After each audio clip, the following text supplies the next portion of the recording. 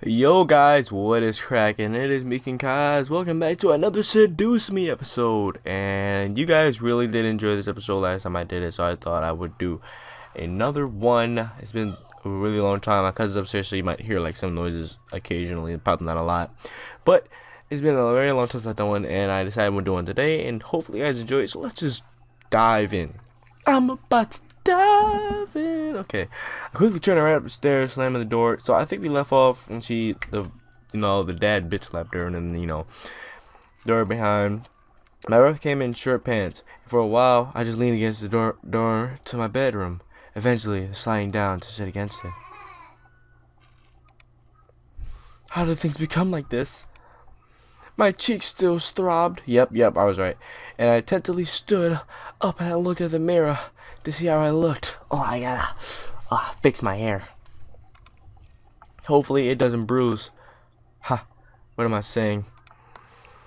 Tears formed in the corner of my eyes, but I blinked them back rapidly. I couldn't cry for the second time today. Had to be stronger than that. Are you alright? Your father told me nothing happened, but you know your father. Mrs. Anderson, that's my mom, I guess. God, senpai, I forgot I named her that. I'm fine. I just lost my appetite. The lasagna, though. Paprika. And I don't want you skipping any meals. Are you sure? Yeah. Don't worry, Mom. I'll come downstairs later to eat. I already ate Chick-fil-A. You're not telling me the whole story. Of course not. I just got physically abused by my dad. Why would I tell you the whole story, dumbass? I just don't want to eat right now. Please, dear, tell me what's going on. I wish you would tell me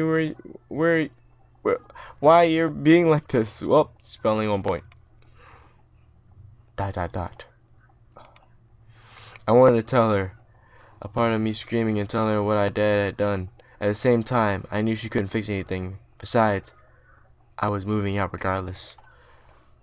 I remained silent, letting the event remain in the past.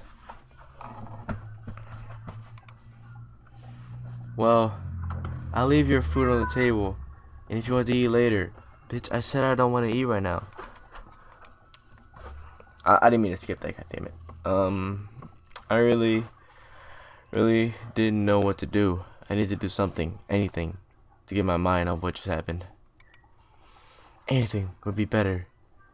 Thinking any more about the pain still radiating from my cheeks. I was probably going to move to my grandfather's house tomorrow.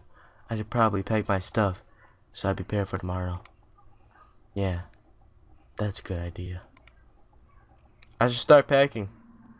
I opened the closet. Why did you say that out loud? Who was there?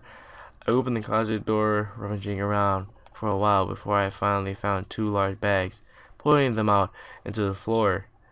I then began emptying my drawers and cabinets so that I could bring all my things with me. I didn't have much to bring, other than just clothing and some toiletries. It was kind of bizarre that I didn't have any personal belongings. It wasn't like my luggage was completely devoid of them, but I certainly didn't have many things in my room that I would miss if I just suddenly left the house. I shook my head to get rid of myself, get rid of myself of those thoughts. If they're going to be my new home, it would have to feel like it. One way or another, I was going to make it home. Just as I was packing my things, my cell phone began to ring and vibrating in my pocket. I slipped my cell phone out of my pocket and answered it, while slowly easing myself onto my bed. Who could it possibly be calling? Hey, Anderson, you there? Susie. Sue. Is everything alright? We were worried about you, so we decided to call. Hello?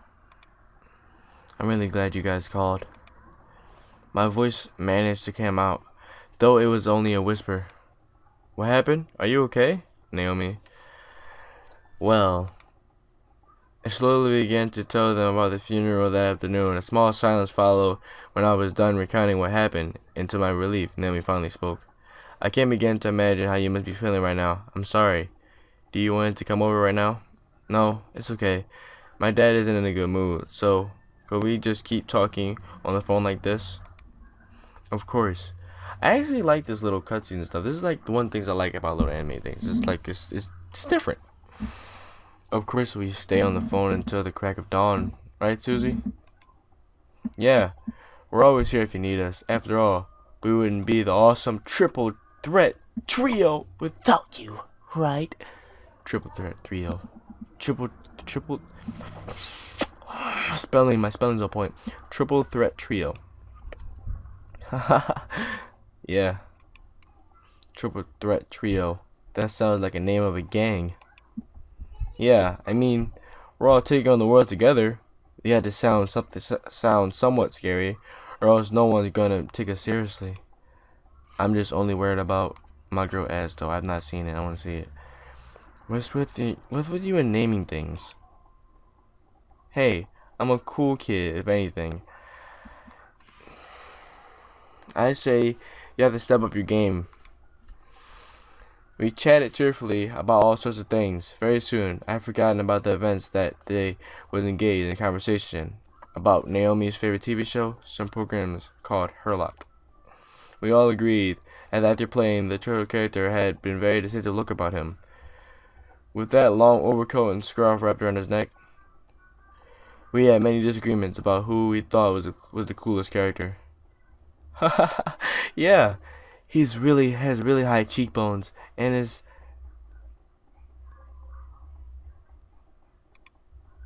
I was gonna read that. I felt kind of promiscuous. I looked at the clock hanging on the wall and realized how late it was. Whoa, it's already 1 a.m. Sorry for keeping you guys up so late. I think I'm gonna hit the hay. Hit the hay. Jesus Christ. For tonight. See you guys at school tomorrow. I should probably shower and go back to bed. I can't believe I stayed up this late just talking to my friends. But it was really nice. Well, to the bathroom I go. Took a relaxing shower. Nothing beat hot water.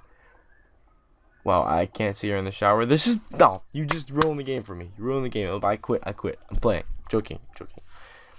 A nice hot shower after a long day. I'm so glad to finally be in bed.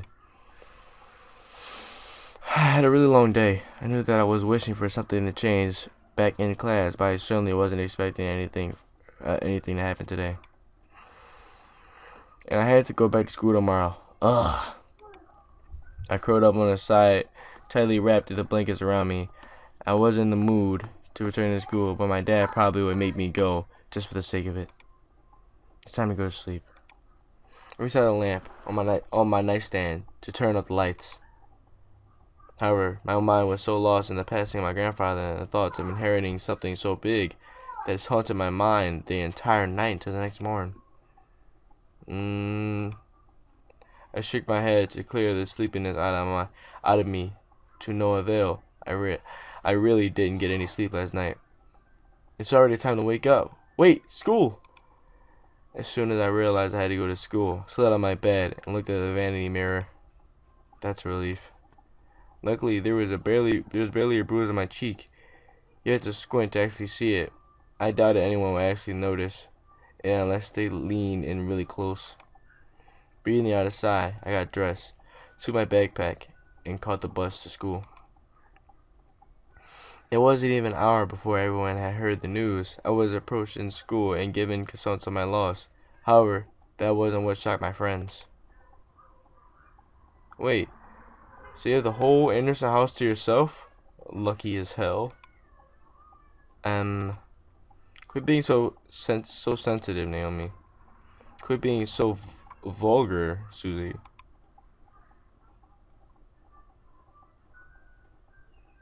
Why do they make me choose?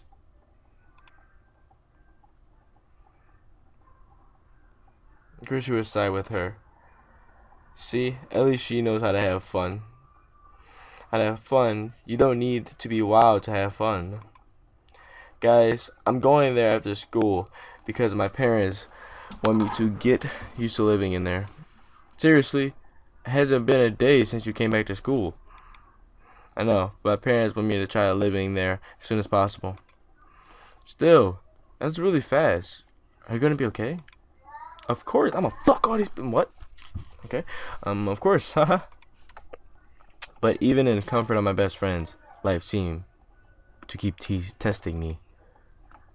Oof. Hey, don't go around shoving people like that. Damn, she's husky as shit. Look at that. Look at that. She's husky as shit. She's the only one with the chest out of this whole entire anime.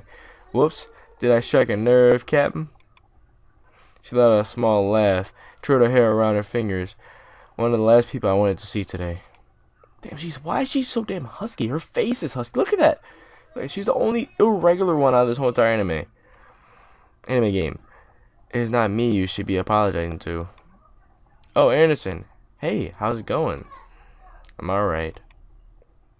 Haven't you already heard, Leslie? Leslie? Of what? Her grandfather's passing. Oh, well, I'm sorry about that. I don't really watch a lot of news.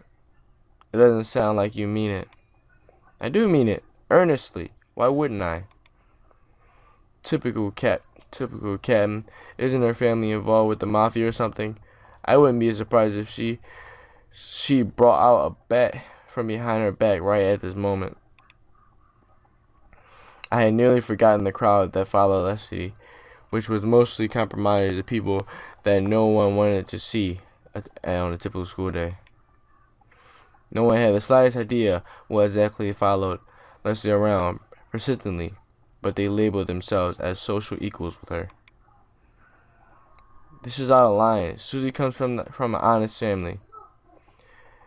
Says the one whose family profits from political scandals. Oh my god. Yeah, your dad doesn't make anything unless he's in a court with dirty politicians. Grrr, whatever. I don't know what the fuck. Hey, let's all calm down for a second, alright? I'm sure Anderson needs some time to recuperate. I mean, what just happened? We need to give her some respect. Just stop. How about I didn't like that already? Like you feel sorry for me. Oh, getting feisty. What are you talking about? What's my little cousin doing? I can hear him. I'm sure you're happy seeing me like this. You already have everything you ever wanted. And now seeing me like this, life couldn't get any better. Bitterness seeped into me, and words started flying out of my mouth without filter. But honestly, I didn't care. I was so consumed by anger that I only saw Leslie in front of me. What exactly am I to you? Just another part of your obstacle course? Is that what I am? That's probably why she loves you. I'm sick of it, Leslie. I'm sick of all these charades. I'm sick of you. Oh, Evans rose from the crowd around her, and I was brought back to the school hallway. Even my friends beside me looked at me surprised. One of the girls looked like she was going to speak, but Leslie held her hand to stop her. There was an emotion in her face that I couldn't quite make out, but I couldn't see a form of pity in her eyes. No, don't you dare pity me. I looked away from her. I didn't want to see the emotion in her eyes when she was talking to me. She didn't have the right to look at me that way. Damn, my girl's feisty as shit. I'm sorry. I know your grandfather passing away must have really taken toll on your emotions. She stepped toward me and put her hands on my shoulders, gave me a tiny smile, as if for old time's sake. For some reason, I didn't feel comforted at all. Not that I was just angry at her, but the expression on her face was lean and close to me, contorted in something complex. Something was different about her. I couldn't quite place it on my finger. Something about her had definitely changed. Well, I'll be going for now. Track meet responsibilities. That's why she's so husky. That's why she's doing fucking track. Crackhead legs, man. All that stuff. See you later. Something about Leslie made me feel uncomfortable. I wasn't just angry, but also uneasy. What was it? I had never seen her like that before. I didn't decide to pay further attention to it. She continued running down the hallway with a gaggle of her friends behind her. What the fuck? I refocused my attention to Miss Phillips, who was talking down the hall towards me. Is everything alright, girls? She looks Asian as hell. No offense to all Asians out there. I love you. Nothing we couldn't handle, Miss P. Just a bunch of snobs. Susie, hush. It was nothing, Miss Phillips.